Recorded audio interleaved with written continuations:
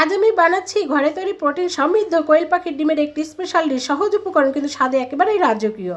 ঝরঝরে মশলা, কাটা মশলা, বাটা মশলা আর হালকা সুগন্ধ, ডিমের পারফেক্ট টেক্সচারার, রান্নাঘর জুড়ে এখন শুধু ভালো লাগা আর ঘেরান।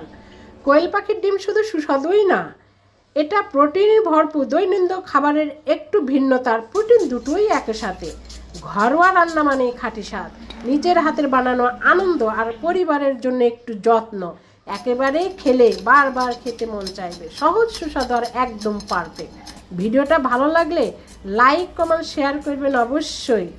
এই রেসিপিটা ভালো লাগলে কমেন্ট করে জানাবেন কেমন হয়েছে। আর কোয়েল পাখির ডিম যারা খেতে চান না তারা অবশ্যই কোয়েল পাখির ডিম এভাবে তৈরি করে খাবেন।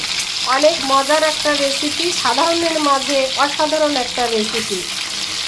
এখানে 50টা ডিম আছে, 50টা ডিম আমি সিদ্ধ করে ছুলে নিয়েছি, সামান্য হলুদ দিয়ে এটা ভুনা করেছি। এখানে আমি ফার্মের 4টা ডিম নিয়েছি, 4টা ডিমের মধ্যে আমি 2টা কুসুম সহ সাদা অংশ আলাদা করে ভেজে নিয়েছি। আর যে মরিচ পেঁয়াজগুলো আপনারা কাটতে দেখেছেন সেটা মরিচ পেঁয়াজগুলো আমি সুন্দর করে ভেজে কেটে নিয়েছি হালকা বাদামি কালার করে। তারপরে কাটা মশলা, বাটা মশলা, ঝুরঝুরি মশলা, স্বাদ মতো লবণ দিয়ে মরিচগুলো দিয়ে যে সুন্দর করে কষিয়ে নিয়েছি। ডিম, কোয়েল পাখি ডিম পরিবেশন করার জন্য ফার্মের ডিম আমি সাদা অংশটা গুলিয়ে নিয়েছি, গুলিয়ে নিয়ে তার উপরে আমি এটা পরিবেশন করেছি।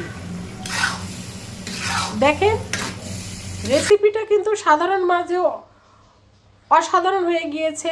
আর সম্পূর্ণ নিজের কাছে যে কোনো রেসিপি যদি আপনারা এভাবে করতে চান সাধারণভাবে অসাধারণ করে তুলতে পারেন। ধন্যবাদ সবাইকে। ভিডিওটা ভালো লাগলে লাইক কমেন্ট শেয়ার করে পাশে থাকবেন। ভুল ত্রুটি হলে ক্ষমার দৃষ্টিতে দেখবেন। আসসালামু আলাইকুম ওয়া রাহমাতুল্লাহি ওয়া বারাকাতুহু।